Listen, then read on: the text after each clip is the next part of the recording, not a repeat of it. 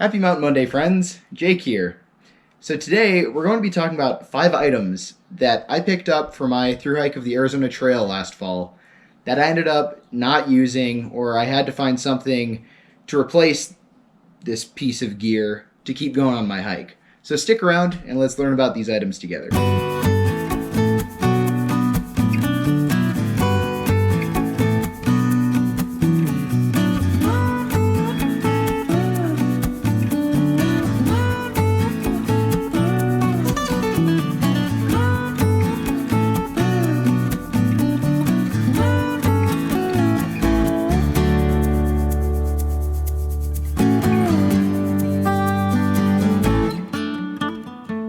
Alright friends, so to kick it off, we're talking about the MSR Trail Shot.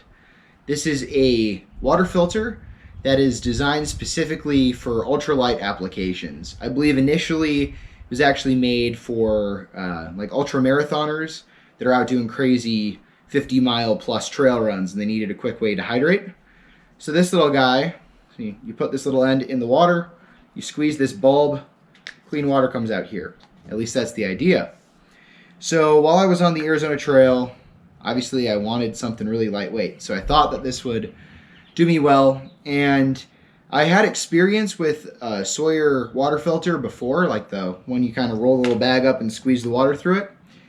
And considering that, I thought on the Arizona Trail I might have to pull from more like little puddles or seeps where there wouldn't be that depth that you'd need to scoop the water up with the bag. So I figured this sort of straw design might be able to handle that sort of situation a lot better.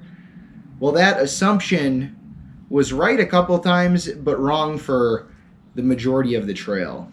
Pretty much all over the trail there were spots where it was deep enough to dip those scoopable bags, but what I found was actually the best solution was just to use a hard-sided smart water bottle. Those pop a lot less, and you don't have to scoop and kick up all that debris, so it makes filtering a little bit cleaner, a little better tasting, and it's a little bit easier on your filter. But talking about this guy, the main issue that I had with it, first of all, was you constantly had to just back flush this. It would get so slow with how much it was flowing, and you'd have to be pushing on this thing for so long that your hand would start cramping up. For this sort of a filter, you can only really grab it in a couple of ways, whereas with that Sawyer filter, you can grab that bag in a menagerie of ways, and that way you don't get weird aches and pains if you have to filter a lot of water. The other really big safety issue with this filter, though, as you can see here, this little lip right here that goes around right as the silicone squeeze bulb comes up, you can see how there's a little gap here. If I were to try and filter water with this right now, water would actually squirt out the side here and into your little cap where your clean water is supposed to be coming from. And this is going to be the dirty water from inside of this bulb. So this fills up with water, this clear bit, and when you squeeze it, it pushes it through this red tube and out the top here. And that's how it filters your water. But if there's a leak from the squeezy part that comes out and circumvents the whole filter, you're defeating the purpose, and you can get really, really sick. So in order to actually have your water be safe, you have to be sure that that is flush. You see how I push that down now. I didn't know this initially about the filter, that there was this huge issue. So my first couple days on the Arizona Trail that I needed to use this filter, first of all, it was pumping extremely slowly, and I thought that was an issue. And then the water just tasted like, there's an acceptable amount of like backpacking cow pond water. It was pushing that for me. So this little guy almost put me in a lot of trouble, and it isn't as easy to use as one of those Sawyer filters. Also, the Sawyer, you can just plug in line to your water reservoir pretty much if you have a removable bite valve, and that makes life a lot easier for filling it. So while this was a good idea, it's really not for thru hiking, not for this application in my opinion. There are other options that are just as light as this that do a whole heck of a lot better and are a lot more reliable. So maybe pass on this one. All right, so next we are going to be talking about the Peak Design camera grip. Looks like this when it's not on your camera. So the idea behind this is it screws into the bottom of your camera like so, you know, the usual camera mounting hardware. And then it connects over on the side and clips in to where the neck strap connects. So then you have a nice little handle on the side of your camera. So I picked this up because a lot of backpacking YouTubers say, oh, you know, this is a really great grip. I believe it was Darwin on the Trail that actually had a big review on this. And for my application, at least, with my non-stabilized lenses, at least, it didn't make a whole big difference for me because if I was holding it, the footage was a little bit shaky on the camera.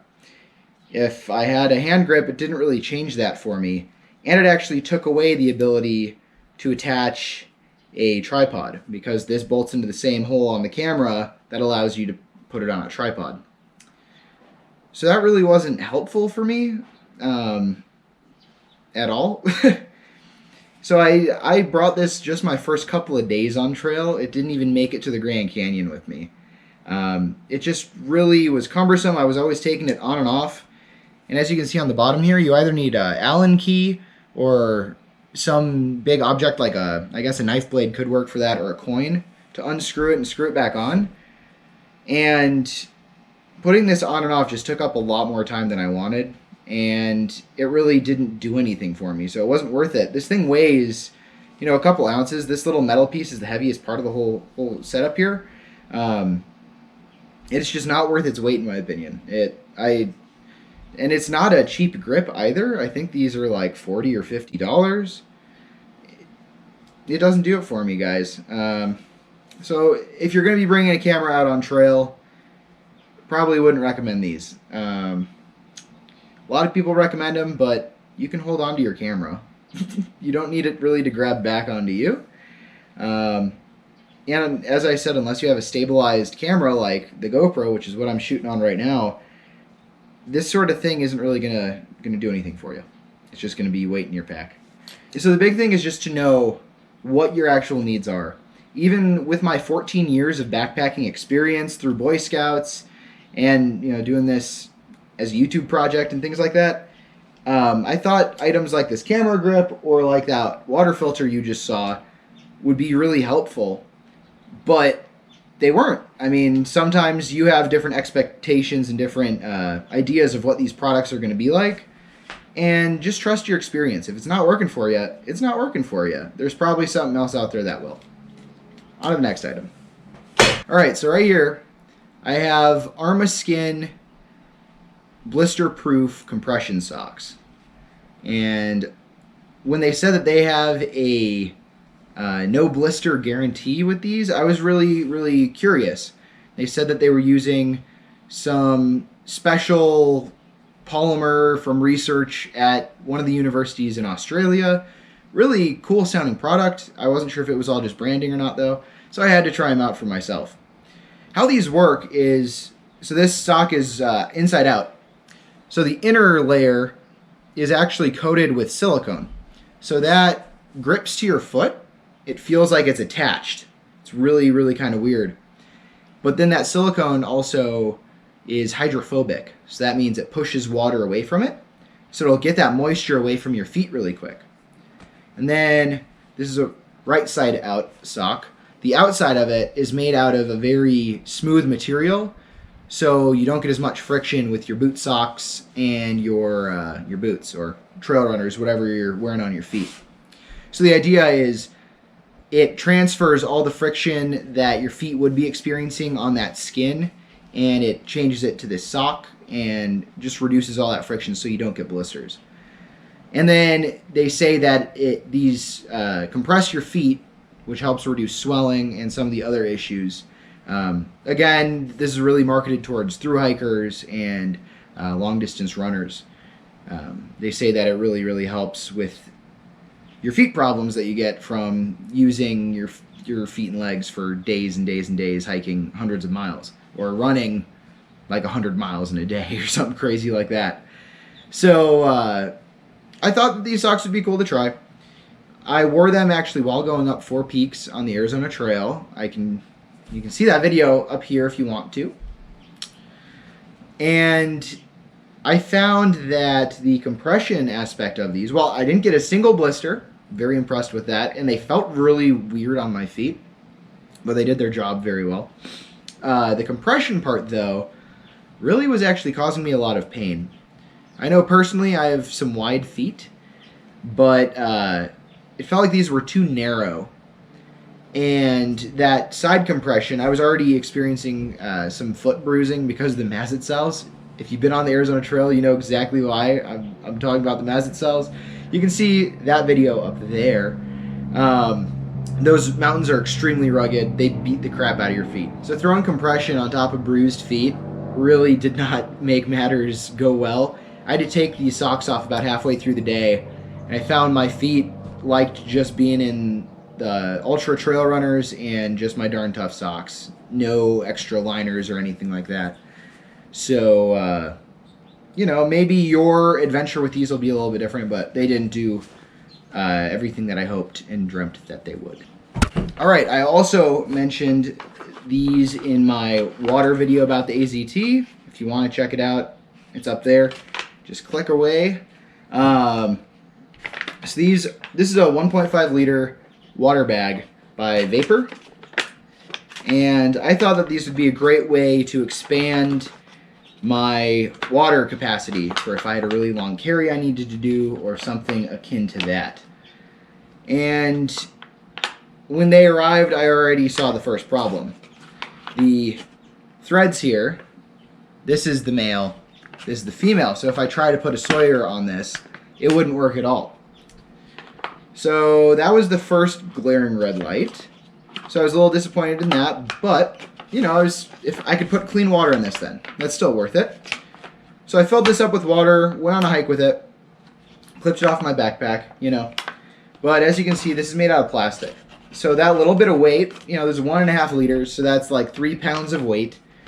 It would pull on this, and if you put just a little bit of weight on there, that actually completely unclips this carabiner, this little clip. So this would just fall off of my bag randomly. Obviously, that really isn't good for a water bag. And after only a couple times of it falling off my bag, it completely ruptured up at the seam here by the threads. And at that point, there's nothing you could do about it.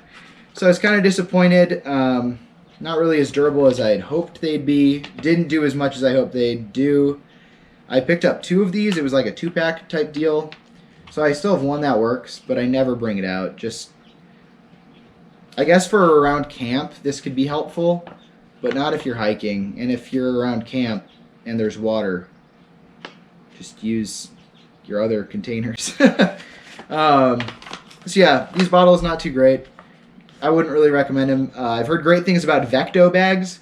They're essentially the same thing as this, but they can thread onto a Sawyer squeeze, and they're a lot more durable. Yeah, that's pretty much that. Now, on to the last item. That's right, quinoa. I bought a lot of bulk food for my hike on the Arizona Trail because I was able to resupply sort of just on the trail. My parents were willing to come out and help me resupply every once a week. They're big campers, and they were both recently retired, so they wanted a project. So they decided to help me out. Thanks again to them for helping out with the crazy adventure. It wouldn't have been possible without them. But so I bought a bunch of bulk food and kept it in a big plastic bin that they'd drag out to me in the back of our truck.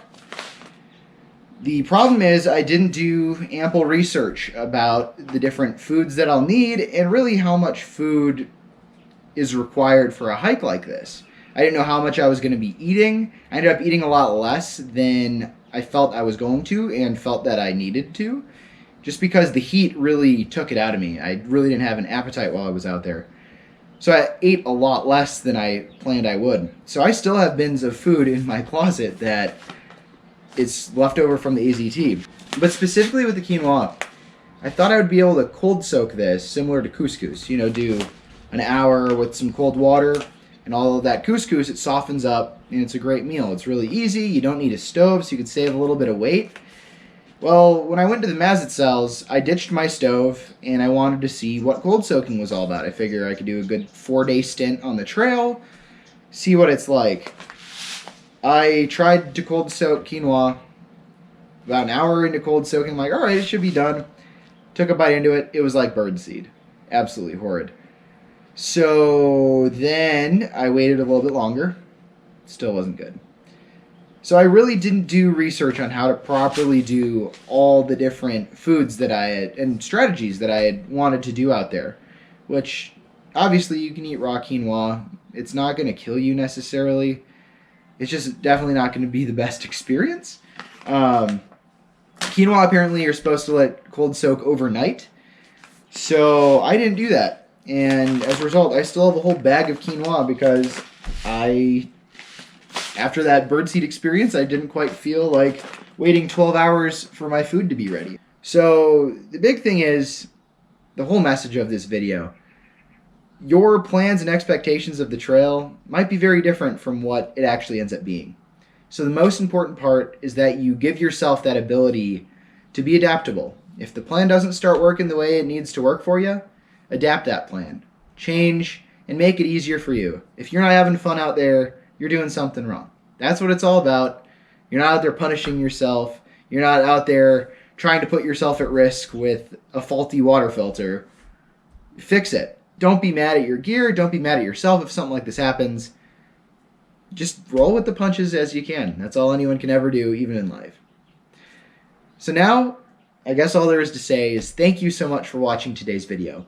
If you liked it, please press that thumbs up button, as it makes a huge difference and tells the YouTube algorithm that you do in fact value my work. Also, if you think I earned it, consider pressing that subscribe button down below so you can be here for the next video that I create. Stay groovy.